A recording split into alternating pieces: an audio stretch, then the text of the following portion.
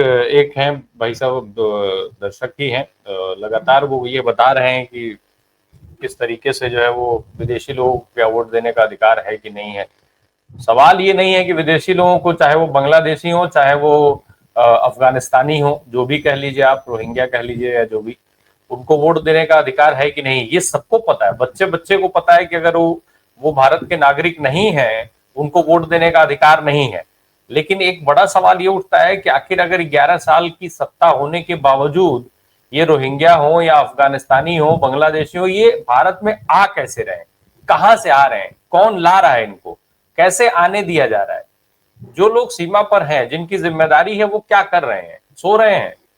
या फिर कहीं ऐसा तो नहीं है कि ये सारा खेल जो है खुद खेला जा रहा हो, सत्ता में बैठे लोग जो है वो खुद अपने लिए लेकर के आते हो और आरोप विपक्ष के ऊपर लगता है? आखिर ये आते कैसे? गृह मंत्री से पूछो कॉलर पकड़ के कि कैसे आ जाते हैं ये अंदर। कैसे आप प्रदेशों में जाकर के दूसरों पर आरोप लगाते हैं कि आपने इनको वोटर बना दिया, आपने उनको वोटर बना दिया?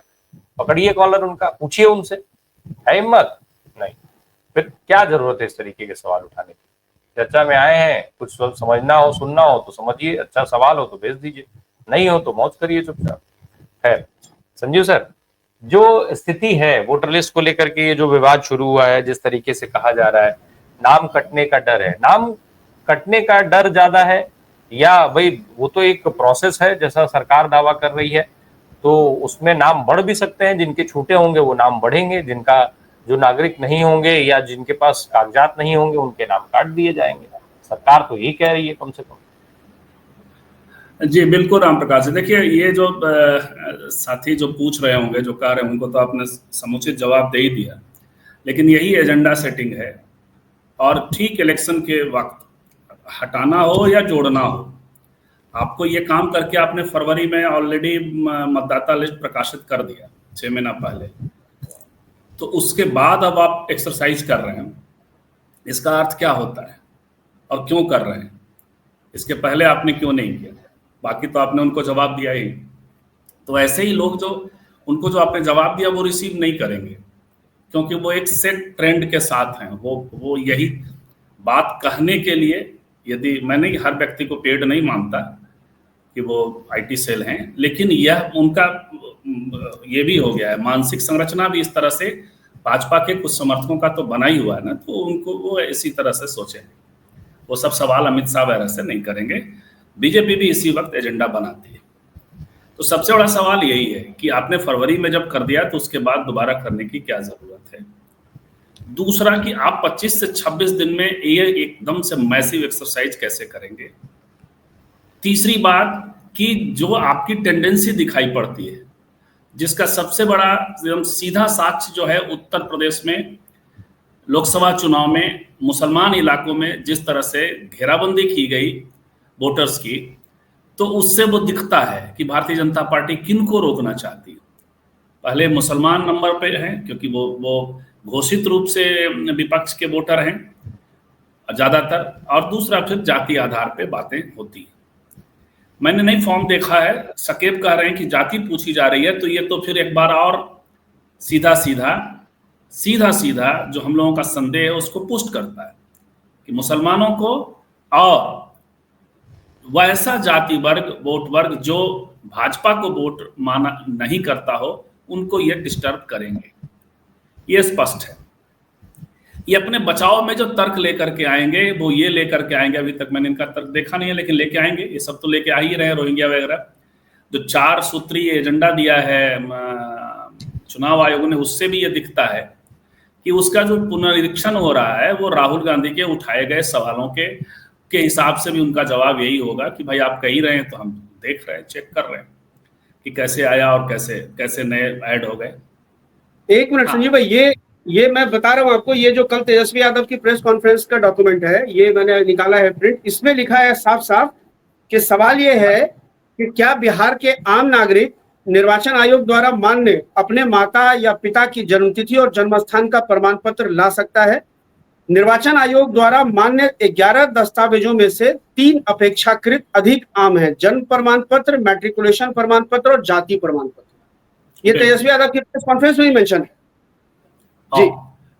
तो ये है ऐसे में इरादा दर्शकों स्पष्ट के है। लिए दर्शकों के लिए हमारे स्क्रीन पे भी सेम वो फॉर्म है जो बिल्कुल संजीव बता रहे हैं, एग्जैक्टली यही है। सवाल बता रहे हैं। Please Sanjeev sir. तो राम प्रकाश जी, इरादा स्पष्ट है टाइमिंग के हिसाब से भी, और जो एजेंडा है इसका, जो जनादेश है 25 दिनों के पुनरीक्षण का, उससे भी साफ साफ दिखता है। नैरेटिव वार में नैरेटिव अपनी ओर कैसे खींचेंगे, उसके 2 पॉइंट्स हमने बात की। अब रही बात की तो क्या किया जाए डेमोक्रेटिक सेटअप पे, सड़क पे उतरा जाए, चुनाव बहिष्कार किया जाए, क्या किया जाए? तो मुझे लगता है कि विपक्षी दल अब तक आप लोगों को कोई इन्फॉर्मेशन हो तो बाहर आया हो तो बताइएगा, शायद ये लोग निश्चित तौर पे कोर्ट जाएंगे टाइमिंग के हिसाब से। दूसरे, इसको नहीं रोका गया तो दिक्कत होगी। नंबर 1 तो ये है। नंबर 2 ये है कि नहीं ही रुका, क्योंकि कई बार संस्थान जो होते हैं, मतलब स्टेट जो होता है, वो सिर्फ एग्जीक्यूटिव से मिलकर तो बनता नहीं है, वहां से लेकर के जुडिशियरी तक जाता है। तो यदि ये होता है, और तब बहुत ही चौकस रहना पड़ेगा विपक्ष को। अल्टरनेटिव डॉक्यूमेंट के लिए कहां किस तरह से ये छोड़ रहे, किस तरह से घटा रहे, एक ही फिर उपाय बच जाता है। अदरवाइज ये पूरा चुनाव सिर्फ ऑन ऑफ हो जाएगा। ये पूरा चुनाव जो है बीजेपी की ओर ले जाने की पूरी कवायद है। ये सतर्क रहने की जरूरत है। राम प्रकाश, अभी जब आप सुन लीजिए, इस समय की लेटेस्ट चर्चाओं में भी तमाम समर्थकों का ये मानना है कि बिहार चूंकि कई इंटरनेशनल बॉर्डर्स को टच करता है, इसलिए सुरक्षा बहुत जरूरी है, और इसी वजह से 7 चरणों में चुनाव करा। कौन बोल रहा है कई इंटरनेशनल बॉर्डर को टच करता है? कौन लिख रहा है? बताइए उसको। उसको इतनी जानकारी नहीं बिहार का इंटरनेशनल बॉर्डर कहाँ टच करता है, नेपाल के अलावा क्या है?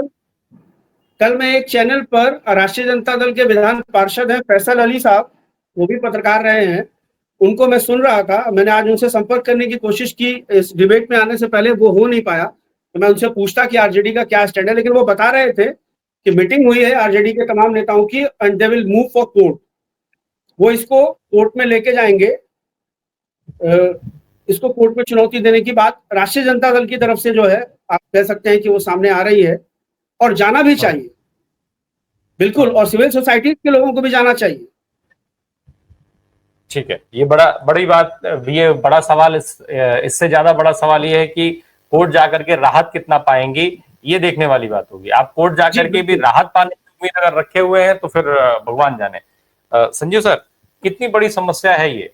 बिहार के लोग इससे निकल पाएंगे?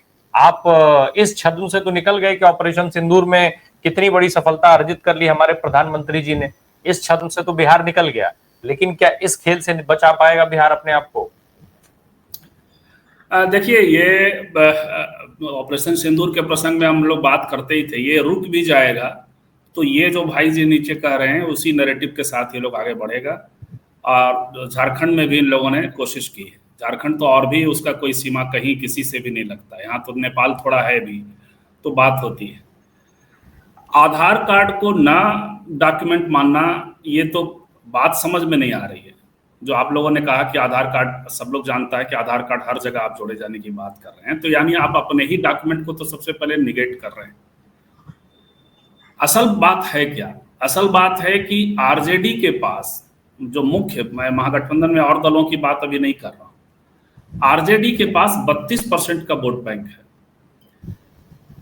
मैं ये भी नहीं कह रहा हूं कि सभी जातियां एक ही जगह पे वोट करती हैं ना। 15 का सारे चुनाव लेटेस्ट में 15, 20 और 24 के चुनाव पैटर्न ऐसा बताते भी नहीं, वोट पैटर्न ऐसा बताते भी नहीं, लेकिन मेजॉरिटी यहां करती है। ऐसा बीजेपी के तरफ जो एनडीए गठबंधन है, ऐसा कोई भी दल नहीं है जिसके पास ये वाला वोट बैंक है। ये समझना चाहिए राम प्रकाश जी। 32% से जिसकी शुरुआत होती हो, 33% से, ये वाला कोई नहीं है। तो वैसे में आरजेडी एक तो सबसे पहले आगे रेस में आगे होता है। दूसरा कि तेजस्वी यादव को लेकर के, चाहे वो सर्वे हो, अलग अलग समूहों के सर्वे हो, या बिहार में आप कहीं भी घूम जाइए, लोकसभा चुनाव में 2-4 जगह मैं भी गया था, तो तेजस्वी यादव को लेकर के एक पॉजिटिव करंट है। तो ये एक एड ऑन हो रहा है महागठबंधन की तरफ। ऐसे में इनका मुकाबला कैसे किया जाए, तरह तरह के ऑपरेशन सिंदूर वगैरह ये सब चीजें, इनका जो अपना हथियार है वो सब तो करते ही रहते हैं। तो ये मुकाबले का तरीका जो अपनाया जा रहा है उसमें कई सारे, जिसको कुछ लोग फ्रीबीज कहते हैं और निगेटिव टर्म में देखते हैं, चलो भाई मैं ये मानता हूं कि पैसे जाने चाहिए, वृद्धों को पैसे जाने चाहिए, गरीबों को पैसे जाने चाहिए, 5 किलो चावल भी जाना चाहिए, तब तक जाना चाहिए जब तक कि आप भूख से मरने की स्थिति पूरी तरह से सुनिश्चित, सबके घर में अनाज न पहुंच जाए, तब तक जाना चाहिए।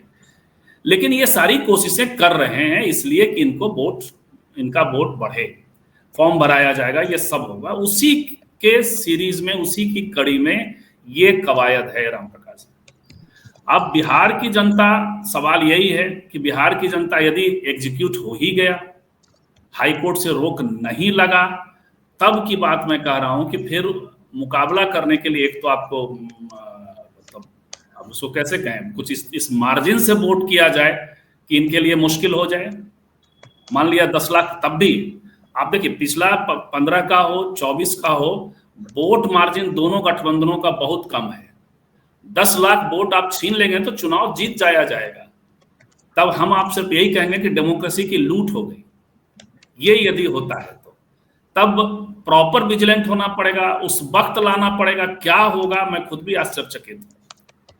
जैसे महाराष्ट्र वाले मामले में अभी समय था, महाराष्ट्र वाले मामले में सैंपल भी था जिसको लेकर के चुनाव आयोग को घेरा जा सकता था, लेकिन यहां तो चुनाव हो जाएगा। यहां तो फरवरी, ये सब सारी कवायद जून से जुलाई में की गई है। अब एक एक वोटर भी यदि चला जाए या कोई पार्टी चला जाए कि यहां सब ऐसी धांधलियां हो रही हैं, तो ये निर्णय करते करते चुनाव करा लेंगे। बाकी का फिर है महाराष्ट्र का केस कि भाई अब तो सरकार बन गई तो क्या करें। तो ये है, तो इसलिए लोकतंत्र के लूट की पूरी तैयारी है। जो पलड़ा भारी है महागठबंधन का, उसमें मतलब कंसोलिडेटेड वोट के हिसाब से और एक नेता के हिसाब से उसको किस तरह से मैनेज करके, डिफीट करके, लूट करके उससे आगे बढ़ा जाए, यही एनडीए कर रही है।